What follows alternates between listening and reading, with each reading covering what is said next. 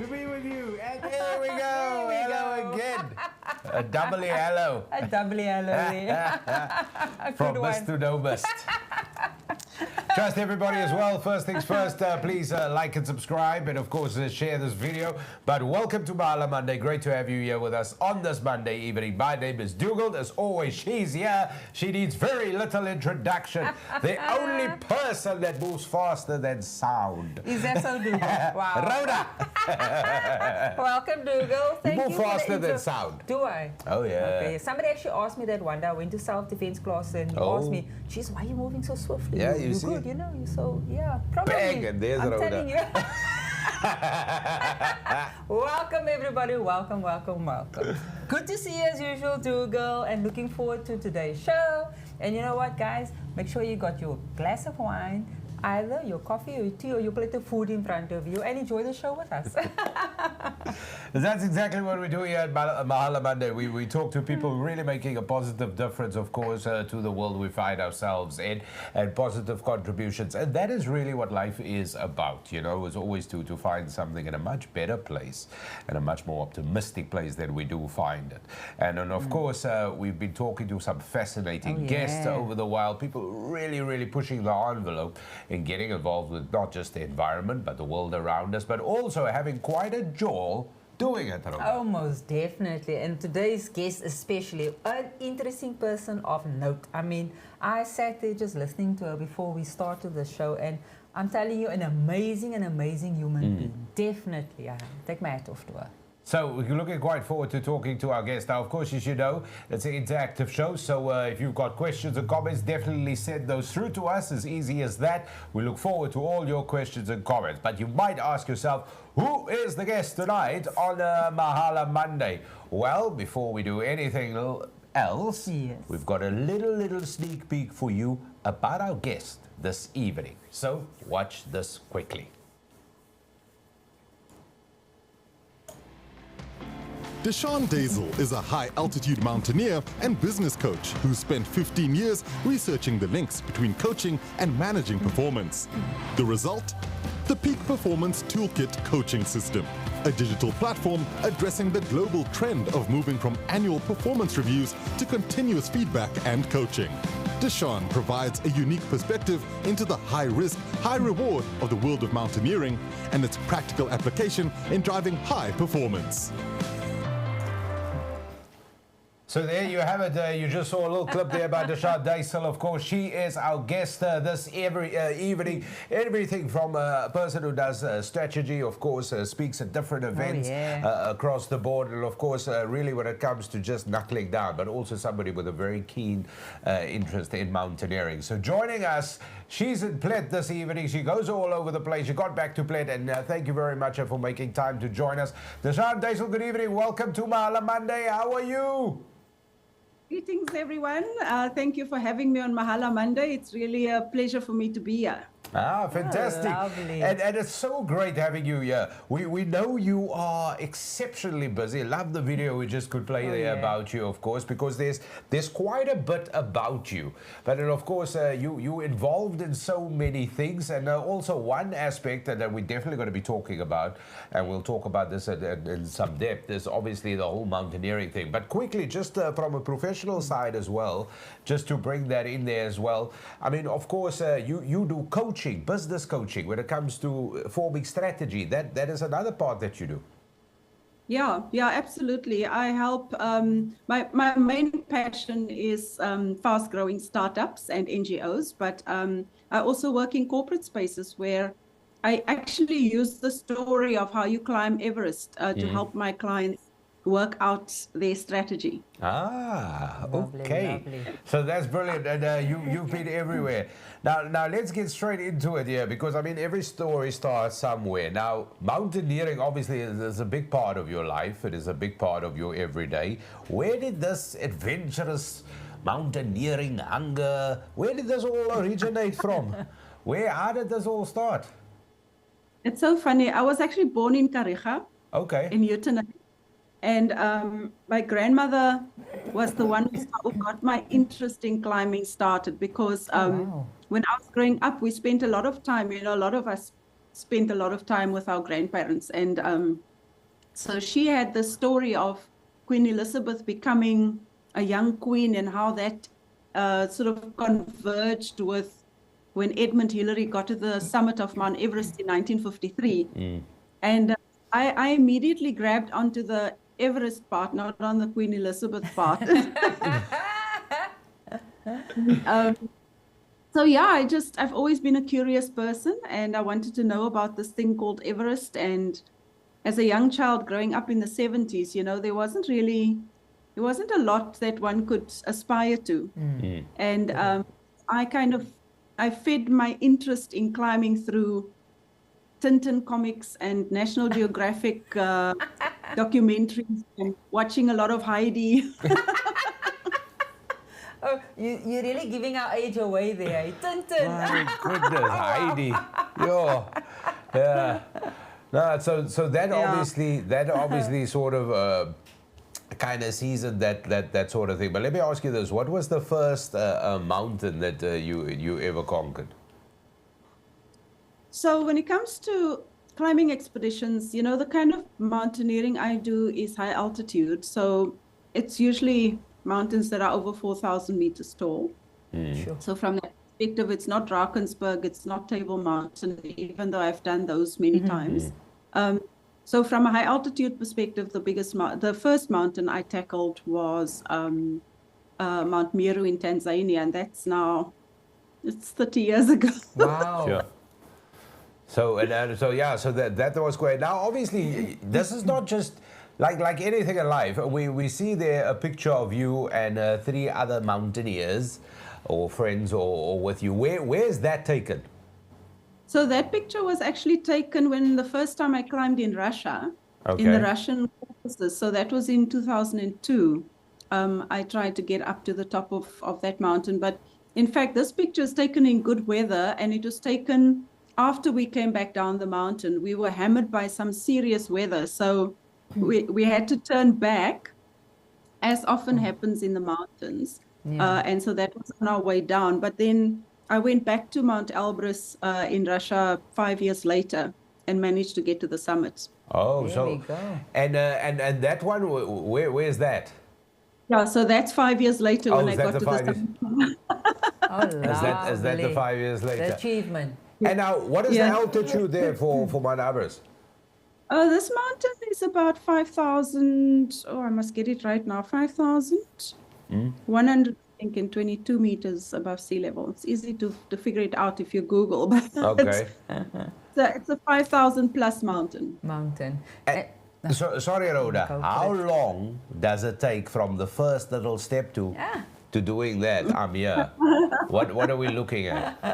Provided one with, here- like there's no weather, you can just go. You know, there's no snags, nothing like that. We're just talking seamless So climb. what we do is we talk in expedition time. So expedition time is door to door. You know, it's like when do you leave home and when do you return. So that's about 2 weeks for this particular mountain. Wow. Kilimanjaro is 1 week, and Mount Everest is 2 months. 2 months. Oh, wow. And we're going to talk about that because Oh, wow. we Here we definitely go. want to get into that. There it is. So Everest, of course, the Baba of all mountains. Wow. I mean, it's the top of the world. What do you mean that doesn't? And I've seen stuff where there's like a base camp and an in-between camp, and then there's the whole, you got to acclimatize for a couple of weeks, and you need the oxygen mask, and if you've been a smoker, you're never going to get to the top, and not everybody gets there, and there's barely, the air so thin, they don't even call it air. It's like, you know, I've heard all these stories. It's not everybody, like, I mean, everybody who's a mountaineer would love to do it, but this is a bit of a thing, even considering Everest. Yeah, so the pictures you're seeing there, they're just pictures of the all-female team we were trying to get up Mount Everest in 2020, but that's actually a rock climb in Mpumalanga, so that's not Everest itself. But Okay. Everest is a challenging mountain. It is the biggest peak in the world, the highest peak in the world. So it takes a long time. You're exposed to Arctic temperatures for that period, you know. and yeah, it's undulating. It's sort of got different terrain, and some places are rock, some places ice, some places just snow, you know. So quite a challenge, yeah. So Arctic temperature, what is that? I know for you, you'll know what it is, but our viewers out there is probably like thinking, what is Arctic? Is that -3, -4? No. So on Mount Everest, your temperature sort of fluctuates between -20 and -45. Yeah, just to reiterate there, you said minus, right? Minus. I'm trying to think what my chest freezer runs at. The Probably -22. -20. So Wow. Your freezer is probably at -22, yeah. Oh wow. Oh wow. Nice. Oh wow. Yeah, So you were walking in the freezer. So you can't. The problem you have now is not like you're also going up hills. You can't stand too slow, you can't move too slow. Otherwise, there's no movement. Moving. Oh wow. You got to keep moving, yeah. So yeah. so How many times did you climb Mount Everest? Say again? How many times did you climb Mount Everest? Yeah, so I've attempted Mount Everest twice, 1996 for the first South African Everest expedition. Remember, we were the team who got our flag, the South African flag, to the top of Everest for the first time. And then I also tried to climb it again in 2003 as part of a campaign to get the first South African to the top of the 7 summits. And then, of course, in 2020, we tried to be the first all-female team. So quite a few things, but, it sometimes works out and sometimes it doesn't. That's how life is. That's how life and, is. and especially with that, because, I mean, obviously just climbing, I mean, likewise for any other, like you mentioned, the 7 peaks, of course, so if you look at Kilimanjaro and all these other peaks across the planet that you're trying to do. But with Everest, there's a considerable portion of luck that is required in terms of weather and all of these sort of things. The stars need to really be aligned to have a very, very successful reach of the summit, at least. Yeah, that's an interesting way to put it. But actually, before you get to Everest, there needs to be a convergence of 3 things. The first thing is funding. The next thing is fitness. And then the next thing is time. So you can have the funding, but not have the time. You can have the funding and the fitness, so it's like literally you've got to be able to get all those things working at the same time to be aligned before you get to the mountain. And once you're there, then you've got to obviously climb to your best ability, and then the weather can decide whether you'll make it or not. Yeah. So now, for you to get to the base camp, what does that involve a climb, or does an Uber just drop you off? How does it work?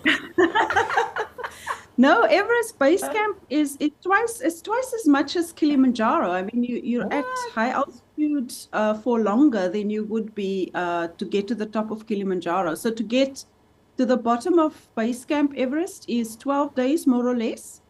And to get to the top and down Kilimanjaro is 7 days. And when you were there now, were there like a lot of other expeditions there, a lot of other groups? Yeah, it's really grown, hey, since the first time I started climbing. I would say there's been sort of like a 60-70% increase in people being interested in coming to climb Everest. Yeah, that's crazy. And then you mentioned it a bit, but the historical achievement that you achieved in 1996, obviously just tell people a little bit more about that, why it was historical for South Africa. Yeah, so South Africa doesn't have a big high altitude climbing culture. We don't have the mountains here to be able to do that. We do have a fantastic rock climbing culture. People from all over the world come here for the rock climbing. So we were kind of a pioneering team because we were trying to showcase that, you can actually grow high altitude mountaineering talent in South Africa. And it just so happens that 95, 96, 97 was post our democracy. There was a lot of medieval magic sprinkled about, especially around the world. So it was really great for us to be able to take our flag to the highest point in the world and make that statement as well. And that was our first South Africa flag, the colorful one that you've got now. Yes, pre and post democracy. That was the very first one. Yes. The first one to make it there. Wow, must have been quite something. I mean, do you remember the emotions of that particular moment? I do actually. Madiba was our patron, so we had regular contact with him. He kept checking to see where we were on the mountain.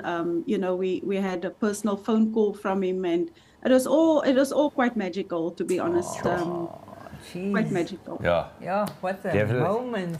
Oh, Deshun, just hold it there for a quick second there because we got a comment or two that we just want to post to you as well. And Hubert has joined us. Hi, Hubert. Hello, Hubert. Thank you very much. Hubert says, I had a mini heart attack when you said colder than -20. The quote, you are not in the mountains are in you. Does this quote, Deshun, apply to you? I think the mountains have been in me since I was about 5 years old. There you go. Oh my word. There you go, Hubert. There you go. Thanks for that, Hubert. But yeah, it is. I agree with him. That's why I said I had to chest freeze. I had to think about that because these are temperatures that I have not even fathomed in my little small brain that I've had. So you've been on at least 14 expeditions, spanning. A few more. A few more Oh, than wow. that. Yeah, at least across a couple of continents. So, but being to Kilimanjaro, Everest, that sounds exotic in so many ways. What are some of the other interesting places you visited? I mean, there's a great picture there as well. Yeah, when I climbed in Alaska, that was interesting because it's so far north. It's 63 degrees north, so you get you just get a different perspective on the planet, because you can see the sun go down, but it doesn't go down. It kind of just creates a twilight and then it comes back up again because expedition season is during summer. So at the North Pole they say, the endless day. So it's that kind of thing. You kind of you've got 3 hours of darkness and light for the rest of it. We were pitching tents at 12 o'clock at night. Yeah. Because the sun was still out. Oh my word. And so that's the fascinating part of the world. And like in Alaska, where would this be? Is like north of Juneau? Where are the mountains there? Well, it's north of Canada. It's at the Bering Strait, just across the. So right at the end. From Russia. Yeah. Yeah. All right. Okay. Ronald, I'm trying to figure out where, because I've been to Alaska and I'm like, where were the mountains? I just saw ice there. That was it. I'm like, there was 1 or 2 hills, maybe, but it was a slippery affair, that one. But I mean, that must be fascinating because I can imagine even a place like that where you go, because you would wander past just the footpath. You would think to yourself sometimes you're the first human to actually just sort of set foot down this particular trail. But I would imagine if you're up in a mountain or even that would even be more of a magical experience. Yeah, so I mean, the interesting thing about climbing there is that you actually have to take off on a seaplane to get to the base camp because the plane has to land on a sheer ice sheet. Can't use a normal plane. It has to be a plane that can take off and land on water. On water. Oh, wow.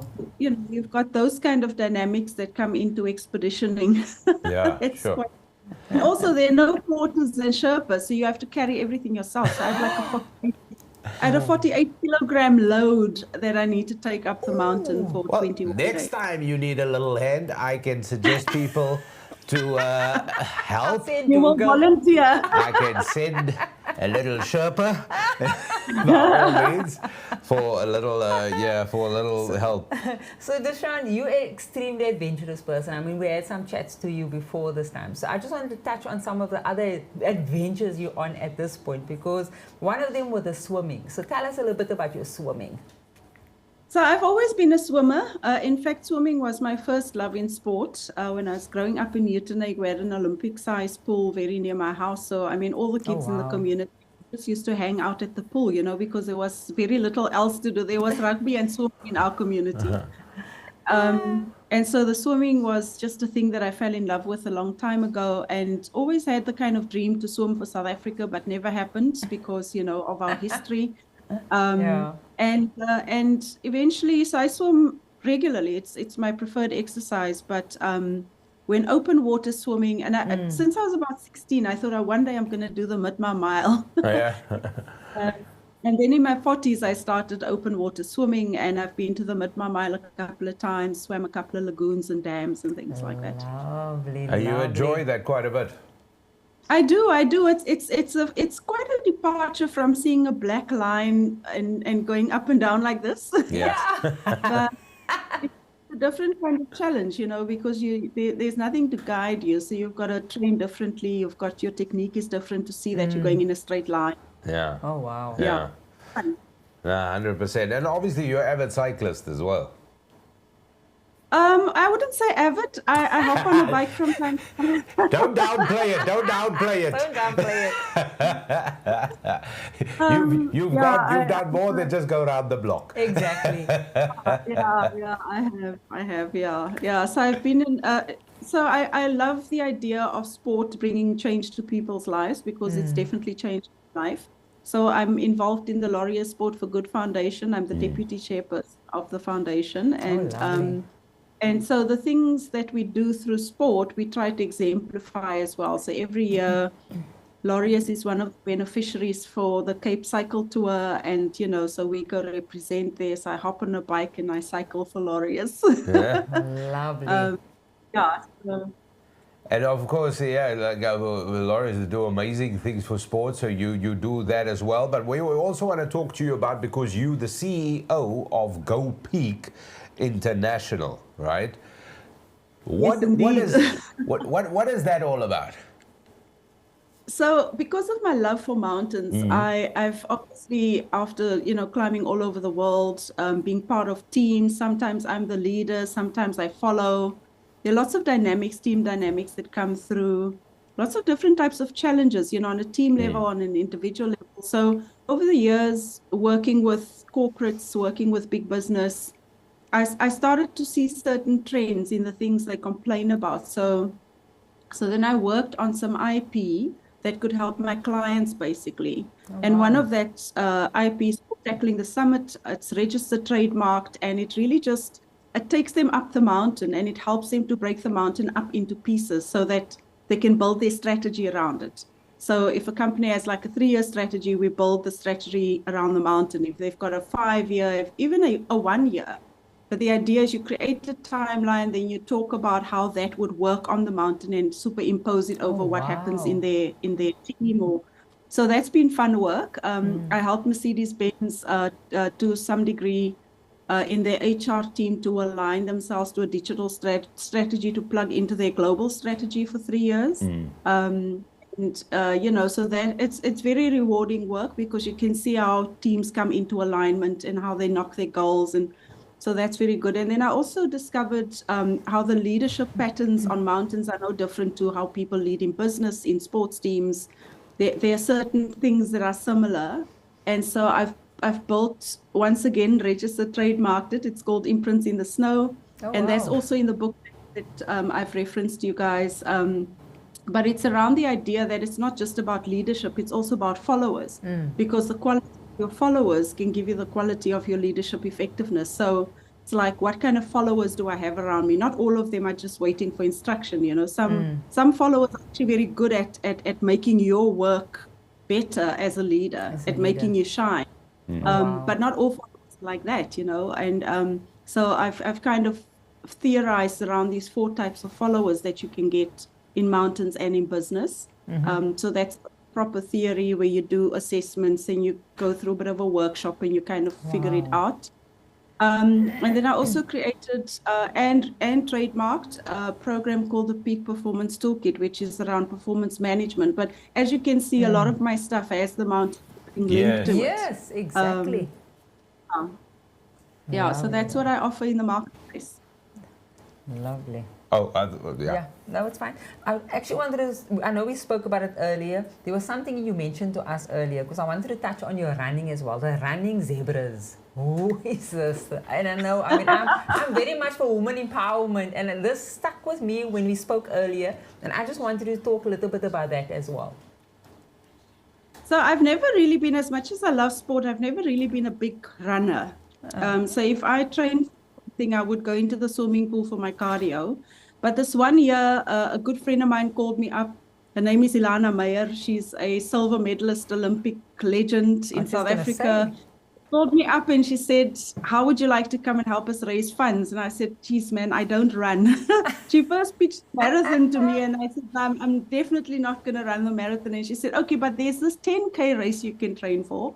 And I've been doing that 10K race for almost 10 years now. Oh, wow. Look at that. Look at that. Yeah. Well, the point about it is that in the Western Cape, there's a region in Stellenbosch where there are young women, girls from high school that we're trying to sort of find the talent, the running talent, the endurance running talent. And they come from very difficult circumstances. So we try to get them into the sport of running. Then we try to get them, the life skills so that they can sort of lift themselves out of a mindset that keeps them in a space where they might not have options. So as one of the members of EnduroCAD, what we do is we're there, the Zebra Tribe. It's called the Zebra Tribe. Please join us here at the Cape Town Marathon. The 10K race raises funds for the Zebra Tribe so that we can equip these young girls to use sport as the way to uplift their lives. Stunning, stunning. Look at that. That's a lovely picture. I love that picture there. All the zebras there. All the zebras there. Lovely. And then one of the things I wanted to touch on, because we're hearing all of your accolades and what you have done. Being a mother, obviously, is one of the massive things that's happened to you and obviously was life-changing for you as well. Yeah, absolutely. I had my children in my 40s. My son I had when I was 41 and I had my daughter at 43.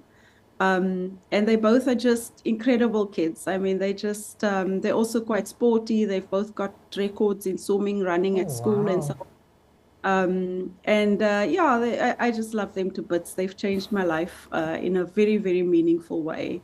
And I'm so proud of them, because they're quite mature for their age. They lead, they're natural born leaders, which is amazing. So is mommy the leader of the pack? Is daddy the leader of the pack? I think we try to work as a team because sometimes I pull and he pushes, or he pushes in, it's a kind of a tag team situation because we all have goals for ourselves. We're teaching our kids how to set goals for themselves, and it's important for them to not see dominance. They're figuring out their own leadership styles. And I'm a Christian, so I believe in husband being the head of the household.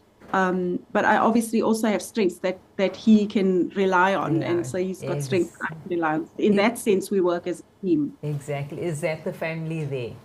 Oh, no, that was the swimming. So we had a family photo there. That's one of the swimming races that we... So this is just broad family at my cousin's 50th. It's very, very rare nowadays that a lot of family members can come together. You see my husband and my kids in the front there, and mum and cousins, they're all there. This was a swim also for charity here in Plettenberg Bay at the Lagoon. I think it was in February. Yeah. So instead of going to Midmar this year, we did this race here. Ah, nice. Cool. Nice. So I'm sure you got a lot of plans, a lot of things that you would like to do, of course, going forward. Apart from inspiring young people to take up mountaineering and follow in your footsteps, what else is there on the horizon that you would love to do, Deshun? Actually, for me, it's about sport. It's not necessarily about climbing. My work with both Laureus and EnduroCAD, it always comes from the medium of sport, whatever nature that sport is. And because, I just believe that it has the power to change, and you can see the effect that sport has on us as a country. So obviously in my position at Laureus, we're trying to amplify what we've done so far. We just raised an enormous amount of money this past weekend because we've got 26 projects that we're working on there. And, they all need funding. So Laureus does the job of raising the funding and then supporting the communities. And then in my business also in Go Peak International, another passion of mine is building a business, to get into enterprises, to empower them, with the tools that I've just talked about. I've been very fortunate to mentor and coach the CEOs of Ozo and Legends Barber and quite a few others.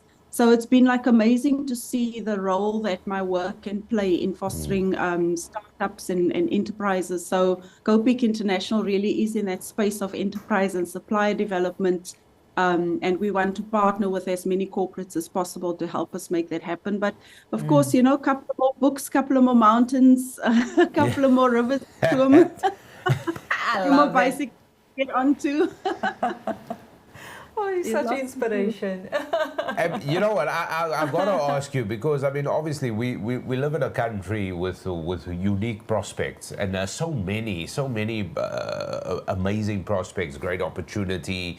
We also, we also come from a unique background too, and you know, our circumstances are unique, and I love how Go Peak International really just brings this.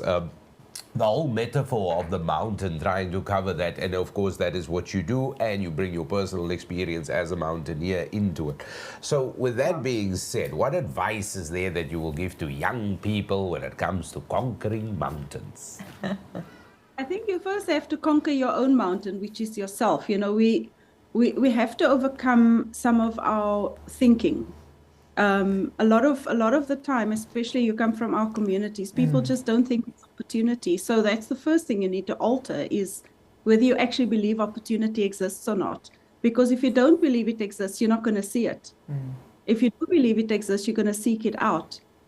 So it's really like challenge yourself intentionally to have a mindset shift. And I would say specifically to young women, there's plenty of time to have children. There's plenty of time to get married and find the right partner. Get an education, travel, broaden your horizons.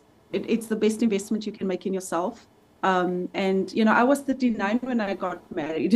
Wow. I think people were thinking I'm growing cobwebs, you know, waiting for a guy. But I was just living my life, you know. I was just traveling the world, having amazing adventures and being curious about how other cultures work and so on.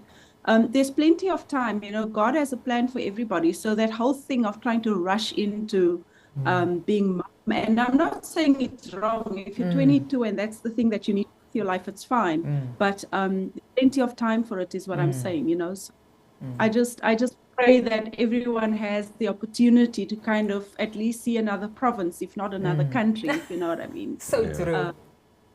It's a good way of just putting to broaden their horizon. Definitely. It's a very good way of putting it. Deshun, we got a quick comment as well. I just want to touch base on that as well as that comes through. Mark Saul says, inspiring to hear how important it is for Deshun to promote better living through sport. It is brilliant and a selfless movement, and very, very good. Thank you very much, Mark. It's a really brilliant comment. Thank you for putting it there. But I love what you say, like how everything can be changed through sport, and also the fact when it comes to high altitude climbing, which is such a great, I mean, adventure. So, you know, I feel psyched. You feel psyched. You I want feel to climb psyched. a mountain. When are you going back? When are you gonna?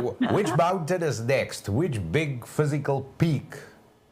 Yeah, I'm actually trying to raise funds to go to Aconcagua again. The highest peak in South America is in the Andes region. It's called Aconcagua. It's just under 7,000 meters above sea level. Takes about 15, 16 days to climb. Wow. So yeah, I'm looking to raise some funds for that. And quick question, if you do that, do you need like a team of climbers to do this together? Is there an ideal number? No, it's quite convenient nowadays. You can just kind of sign up to be on an existing team. You know, there are lots of trick companies now that run expeditions all the time. So you just find the one that suits your needs and sign up, and they'll take your money quite gladly. And then you show up on the mountain and do what they say, you know. And fortunately, I've got the experience. I've been to Aconcagua before, so that's lovely. hopefully it comes in handy. Yeah. Cool.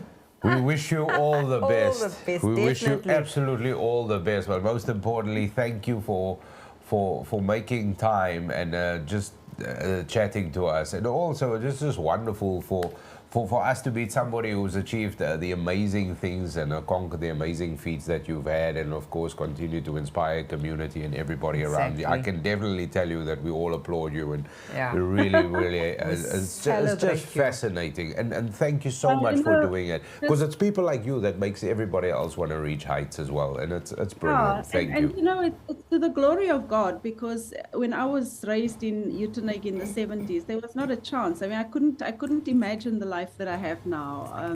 It was fantasy. It was those things that you saw in movies and, you know, on TV and stuff. So it's now within reach. You know, we had to watch the Europeans do it on TV back in the 70s, but now there are people from home that you can see that. I used to teach in Aldo's, you know. So you know, it's like it's closer. It's a closer ideal that one can kind of reach out for. So I glorify God, because He's given me such an amazing platform to be able to inspire people. Beautiful, beautiful. Absolutely brilliant. Any final thoughts from you, Deshun? I just want to say that sport really has the power to change the world. I think if you can participate, even if you don't reach the Olympic medal level, sport changes you. You know, it teaches you discipline, teamwork, sticking things out, overcoming failure, losses. There's just so much that can be done through the medium of sport. That's why I'm so passionate about it. Wow. Fabulous. One of the most enjoyable conversations ever, and thank you for your time. Thank you for being here. It was just absolutely brilliant talking to you. We wish you all the best, and thank you once again. Thank you. Thank you. You're really inspiration to us women out there, and celebrating you, especially during our month of, obviously our Women's Month. So, and you know what, I really, you inspire us all as women. Thank you for that. Thank you, Deshun Deysel. I'm happy to come back on any time. Keep in touch, right? Definitely we will. Would love to have you back. Definitely. Ta-da, thanks. Keep well. Bye. Bye, everyone. Bye. So you definitely got to go check out Deshun's website as well. You got to go peek international.biz. Those details we had there at the bottom of the screen as well for you. So go check it out. CEO and founder of Go Peak International, of course, forming great strategies with startup work in that NGO space, you know, and it's definitely assisted quite a bit of CEOs, as we heard as well. But more importantly, really taking it into new heights. But it is what I loved about our guest, apart from the fact that an amazing human being. What I like, Hubert says sport has the power to unite people in a way that little else does. He's just talking about sports empowering people. Yeah, and the thing is, what I like about what she said there is the fact that it was a passion just to go with heights, and now I think that's like one of those things you just want to keep doing. There's obviously some cost involved because you got to get to the mountain that's not in your backyard, but you know, all of that, you need the time, like she said, you got to align all those things, but it shows that there's no challenge that you can't conquer. Exactly. This is really what it's about. Definitely. And it really was a clear message that was sent from her, you know, that nothing is impossible. And anything is possible, you put your mind to it, you know. So please, women out there, ladies out there, like she said, you know what, things can happen for you. It's totally up to you to make that difference in your life. Take on the challenge. And like she said, some ladies want to settle down necessarily, obviously when they're younger and have kids and have that family. And you know what, she did it in her 40s. So, you know what, nothing is impossible. Good example again, nothing is impossible, because she's got two kids, one 10 years old and one 13-year-old, a boy and a girl. And that's the important thing, you know what, all our paths are the same, but the one thing is you got to kind of keep your head and your eyes on the goal and the destination you want to reach, but your paths and your routes are definitely different, because you know why? We are different. We are different. It's as simple as that. Exactly. Rhoda, is that it? That's it, Dugald. Thank you so much to the comments we received. Very inspirational, of course. Yes, it is August month, it is Women's Month, and tonight, thank you very much again to Deshun Deysel who joined us. I tell you what, leading female mountaineer, which is just brilliant, taking the world by storm, and of course a proper business leader. So definitely go check out the website, like we said, and you'll find out everything you need to do. I'm going to practice because I want to now climb mountains. Maybe I just start with a wall. something. I was just going to let you Fence. volunteer to actually just carry your bags, Dougal. Oh, that's not me, that's you. I was going to say you're going to volunteer. My hands are sore. You're going to be cold. You need to take gloves, Look Rhoda. here, the fact that it is... You need to take gloves. No, I don't even think gloves are going to work, Dougal. Did you see that one photo which was covered up completely? You couldn't even see who it was. Whoa, whoa, whoa. My friend, anything -2, -1, that's not my cup of tea. I don't know what kind I cannot go and walk into a fridge. You're going to have to No, walk no, around with no, a diving suit and flippers. That's a wrap. Until next time, thanks for watching, everybody. See you soon. Bye. Bye.